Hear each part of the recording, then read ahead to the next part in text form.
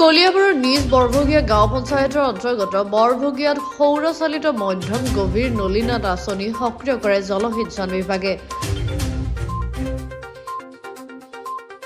প্ৰাকৃতিকভাৱে ক্ষতি হৈ অচল হৈ থকা আঁচনিটো পুনৰ সক্ৰিয় কৰি তুলিছে বিভাগটোৱে।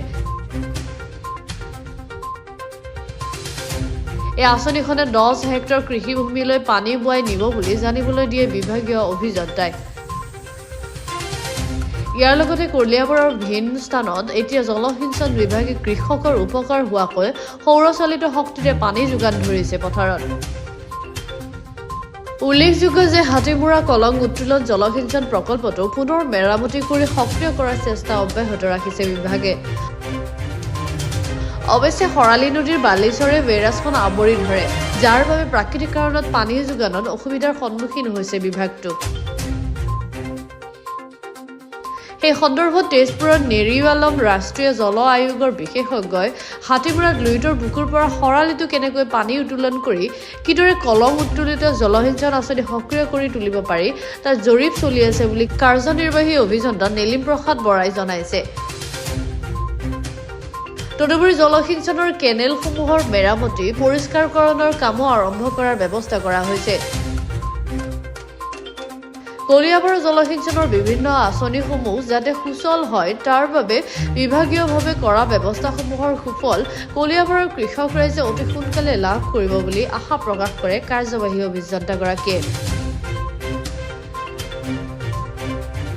বন্ধ হৈ থকাৰ কাৰণে মই চিধাই ইয়াত আহিলোঁ। আমি গোটেই অফিচৰ আমাৰ যিবিলাক টেকনিকেল ষ্টাফ সকলোৱে মিলিজুলি গোটেই পাম্প চাম্প খোলাৰ ব্যৱস্থা কৰি দেখিলোঁ পাম্পটো পূৰা জ্বলি গৈছিলে আৰু কণ্ট্ৰল বৰ্ডখনো অকণ বেয়া হৈছিলে, কিন্তু ঠিক কৰা হ'ল। এতিয়া পাম্পটো আমি ঠিক কৰি এতিয়া পানীটো চলাৰ ব্যৱস্থা পূৰা কৰি দিছোঁ। এতিয়া পুনৰ সক্ৰিয় হৈ পৰিছে, পূৰা সক্ৰিয় হৈ পৰিছে। এইটো কোনটো প্ৰকল্প? এইটো আমাৰ মিডিয়াম ডিপ টিউবৱেল বুলি কয়।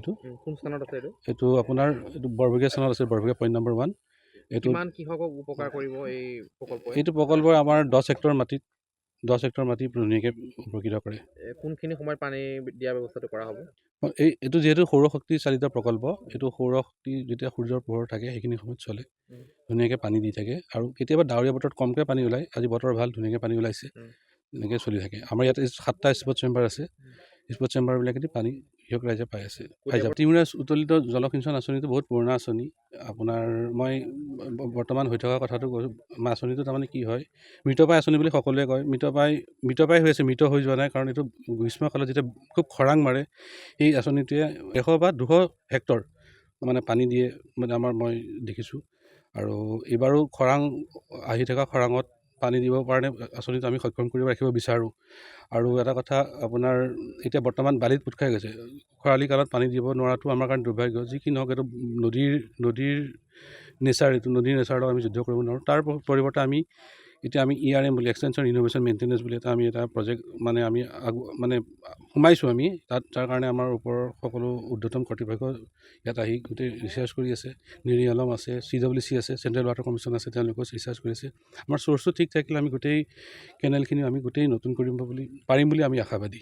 আৰু হয়, বাৰ্চখনত প্ৰতি বছৰে মেকানিকেল বস্তু বহুত পুৰণা বস্তু, প্ৰতি বছৰে এটা খৰচ হৈ থাকে। যোৱা বছৰো এটা খৰচ হৈছে, মই এইটো খৰচো দেখিছোঁ। কলিয়াবৰ LIS যিটো উত্তোলিত জলসিঞ্চন আঁচনি, সেইটোতো খৰালি কালত বালিত পোত খাই যায়। সেইটোৰ বাহিৰে বাকী স্কিম যিমান আছে, ডিফাং স্কিম কেইটামান আছে, সেইকেইটাত আমি ডিফাংটোৰ পৰা ভাল কৰিবৰ কাৰণে চেষ্টা কৰি আছোঁ। ভগৱানে কৰিলে এইটো হ'ব।